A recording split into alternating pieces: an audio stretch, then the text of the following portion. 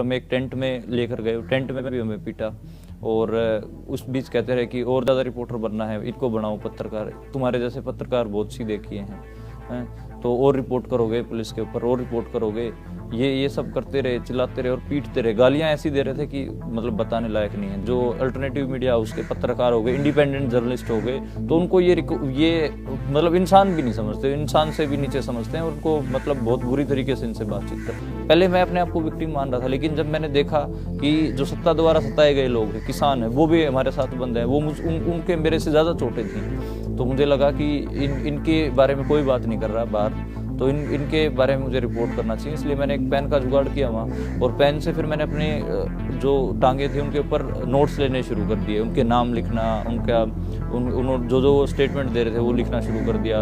वो बात करते करते मुझे अपनी चोटें भी दिखाते थे, किसी की कमर में बड़े बड़े नील के निशान थे, कभी किसी के।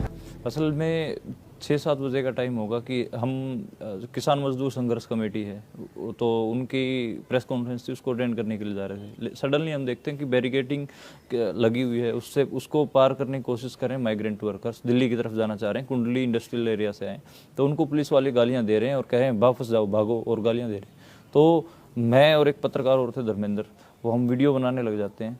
तो जब वीडियो बना रहे होते हैं तो एक पुलिस वाला आता है और पहले वो धर्मेंद्र को खींचता है अंदर, तो मैं कहता हूँ कि आप पत्रकार को ऐसे मत खींचिए, तो फिर उनमें से एकदम से 1-2-3 और आते हैं और वो मुझे भी खींच लेते हैं और फिर हमारे ऊपर लठ बरसाने लग जाते हैं। तो ऐसे उस बीच में मैंने आवाज़ भी सुनी थी पुलिस वालों की तरफ से, वो रामनदीप पुनिया, और उसके बाद 2 पुलिस वालों ने मुझे खींच लिया था। तो लाठियाँ बरसाते रहे वो हमारे ऊपर, फिर हम एक टेंट में लेकर गए, टेंट में भी हमें पीटा, और उस बीच कहते रहे कि और ज़्यादा रिपोर्टर बनना है, इनको बनाओ पत्रकार, तुम्हारे जैसे पत्रकार बहुत सीधे किए हैं, तो और रिपोर्ट करोगे पुलिस के ऊपर, और रिपोर्ट करोगे, ये सब करते रहे, चिल्लाते रहे और पीटते रहे। गालियां ऐसी दे रहे थे कि मतलब बताने लायक नहीं है। देहाती भाषा में वो लगातार गालियां दे रहे थे। चूंकि मैं उस इलाके से आता हूं तो मुझे वो समझ में आ रही थी, जो बोल रहे हैं, जो गालियां दे रहे हैं, वो सब मुझे समझ आ रहा था, लेकिन क्या रिस्पॉन्ड करते हम। उसके बाद जतिंदर मीना साहब हैं, वो आए थे, उन्होंने सारे कोप्स को बाहर करा और उन्होंने कहा कि देखिए गलती हुई है, हम आपको मेडिकल एड दिलवा के छोड़ देंगे। तो हमने कहा कि हम खुद ही मेडिकल एड ले लेंगे। मेडिकल एड दिलवाने की बात करें, इसका मतलब तो आप हमारा मेडिकल करवा के लॉकअप में डालेंगे। तो वो इतना कह के वो चले गए, और उनको मैंने ये भी याद दिलाया कि मैं उनसे उस दिन बात कर रहा था, 30 तारीख को ही दिन में मैंने बात की थी स्टोरी के रिगार्डिंग, उनसे बाइट लेने की कोशिश की थी। तो उन्होंने पहचान लिया था कि हाँ आप मनदीप हैं, आप जर्नलिस्ट हैं, बात हुई थी दिन में, तो वो भी उन्होंने पहचान लिया था। उसके बाद वो चले जाते हैं, फिर हमें एक वाइट स्कॉर्पियो में बैठा के ले जाया जाता है, अलग अलग जगह घुमाते हैं वो पहले, फिर एक पुरानी सी बिल्डिंग में लेके जाते हैं। वो समझ में नहीं आया कि मुझे वो थाना ही था या क्या था, मुझे बिल्कुल उसका एग्जैक्टली पता नहीं है कि वो कौन सा थाना था, क्या था। तो उसमें लेके जाते हैं, तो फिर वहाँ पर मेरी जैकेट निकलवा के पंखा चला देते हैं, और वो पुलिस वाले ऐसे ऐसे अजीब अजीब बात करने लग जाते हैं कि इसकी गिरफ्तारी यहाँ से दिखा देते हैं, इसकी गिरफ्तारी रेड लाइट एरिया से दिखा देते हैं, इस तरीके से बात करने लग जाते हैं। तभी एक कांस्टेबल आता है, वो वीडियो दिखाता है, वो कहता है कि ये वीडियो वायरल हो रहा है उन पुलिस वालों को। इतना कहते ही सारे पुलिस वाले उस कांस्टेबल के साथ बाहर चले जाते हैं, और वो फिर आधे घंटे बाद आते हैं, और आधे घंटे बाद आके वो मुझे एक प्राइवेट गाड़ी में बैठा के ले जाते हैं, सिल्वर कलर की ग्रैंड i10 थी गाड़ी, और अम्बेडकर अस्पताल में लेके जाते हैं। 1:40 पे मेरा वहाँ पर मेडिकल होता है। तो वो डॉक्टर जहाँ पे बैठे थे, डॉक्टर साहब को भी वो गाइड करने की कोशिश करते हैं, वो कहते हैं कि ज़्यादा मत लिखो, स्टाफ वालों के साथ पंगा है इसका। तो डॉक्टर साहब कहते हैं कि मैंने वीडियो देख लिया है और मुझे अपना काम करने दीजिए, मुझे जो करना है मैं पूरा मेडिकल करूँगा अच्छे से। तो उन्होंने मेरा पूरा मेडिकल किया। डॉक्टर साहब का मैं इस बात के लिए धन्यवाद देता हूँ कि उन्होंने सारा मेडिकल किया। उसके बाद 3:30 बजे समयपुर बादली पुलिस स्टेशन में मुझे अंदर लॉकअप में डाल देते हैं। टाइम मैं जब अस्पताल में था तो मैंने अस्पताल में नोट किया था 1:40, बिल्कुल एग्जैक्ट घड़ी में मैंने देखा था 1:40 पे मेरा मेडिकल हो रहा था। और 3:30 बजे मुझे समयपुर बादली पुलिस स्टेशन में बंद करते। इस बीच में उनसे लगातार कह रहा था कि मुझे मेरे दोस्तों से बात करने दो, एडिटर साहब से बात करने दो, मेरे वाइफ से बात करने दो, लेकिन उन्होंने बात नहीं करवाई। वो लगातार यही कहते रहते कि अब तो तू जेल से ही बात करना, तिहाड़ में ही बात करना।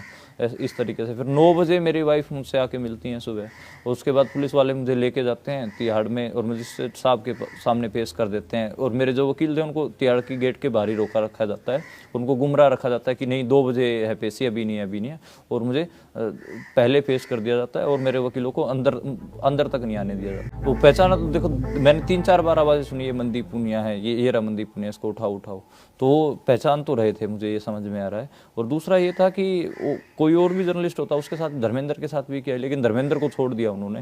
वो धर्मेंद्र को ना जेल भेजा, ना उनके ऊपर कोई चार्जेस लगाए, उनको छोड़ दिया। और मेरे ऊपर आप देख रहे हैं कि 3 चार्जेस लगाए और मुझे जेल में भेज दिया।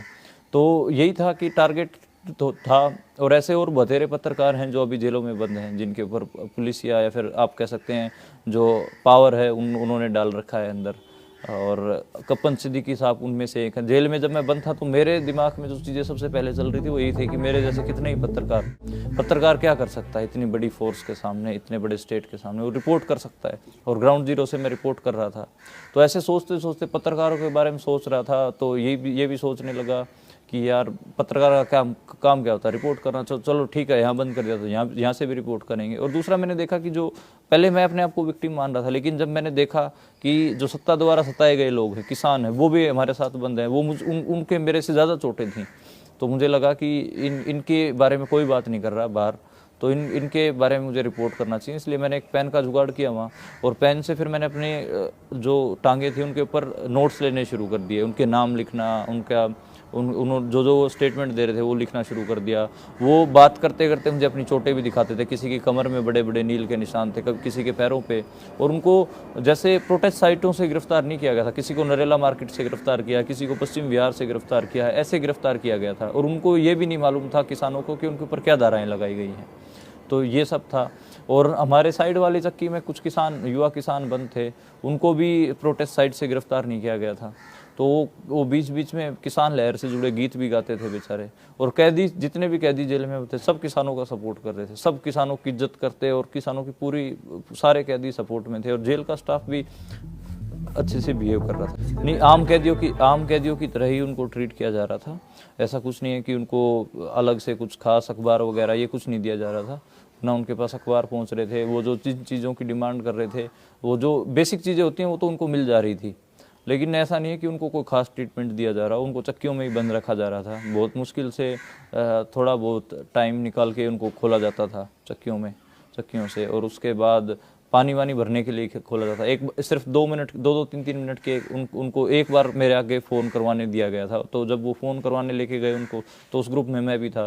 तो उस समय बहुत सारे किसानों से बात हुई। इवन जो हरियाणा के मुख्यमंत्री साहब हैं, उनके गांव है बनियानी, उनके गांव के गुरुद्वारा के ग्रंथी हैं 70 साल के बाबा अजीत सिंह, उनको भी अंदर कर रखा है।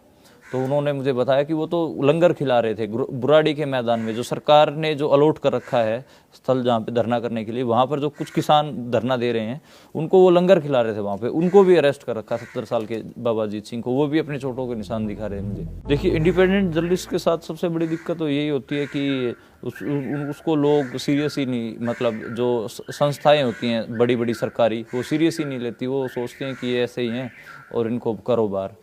तो पुलिस का रवैया वैसे ही होता है। आप जब उनको अपना आई कार्ड वगैरह दिखा भी देते, जो अल्टरनेटिव मीडिया हाउसेज हैं वो भी अपना आई कार्ड दिखाते हैं, तो उनको भी वो रिकॉग्नाइज नहीं करते और बोलते हैं पता नहीं है क्या है, इसको भगाओ। मेरे आके बहुत सारे ऐसे पत्रकार थे जो अल्टरनेटिव मीडिया हाउस में काम करते थे, उनको पुलिस नहीं जाने देती थी प्रोटेस्ट साइट पे। कल भी जो न्यूज़ लॉन्ड्री के पत्रकार हैं उनको भी नहीं जाने दिया गया प्रोटेस्ट साइट पे। तो ये लोग करते हैं ठीक ठाक, जो अल्टरनेटिव मीडिया हाउस के पत्रकार हो गए, इंडिपेंडेंट जर्नलिस्ट हो गए, तो उनको ये मतलब इंसान भी नहीं समझते, इंसान से भी नीचे समझते हैं, और उनको मतलब बहुत बुरी तरीके से इनसे बातचीत करते हैं। ये समस्याएं तो हैं, लेकिन हम कर क्या सकते हैं। हम कोई बड़ी गाड़ी वाले या फिर जो मेन स्ट्रीम जो गोदी मीडिया है उनके पत्रकार तो हैं नहीं। हम जैसे भी कर सकते हैं, जितना भी कर सकते हैं उतना करते हैं, गांव घूम के, और शहरों, जो गांव देहात किसानों के बीच, और शहरों के जो ऐसी बस्तियां जहां पर कोई नहीं जाता है, वहां पर हम लोग घूमते हैं, जाते हैं, रिपोर्ट करते हैं। रिपोर्ट करना हमारा काम ग्राउंड जीरो से। सत्ता उसी से डरता है। पत्रकारिता का सबसे जो मतलब जोखिम भरा काम है वो ग्राउंड से रिपोर्ट करना, लेकिन सबसे ज़रूरी काम भी है। तो दोनों चीज़ें हैं। तो हमें इस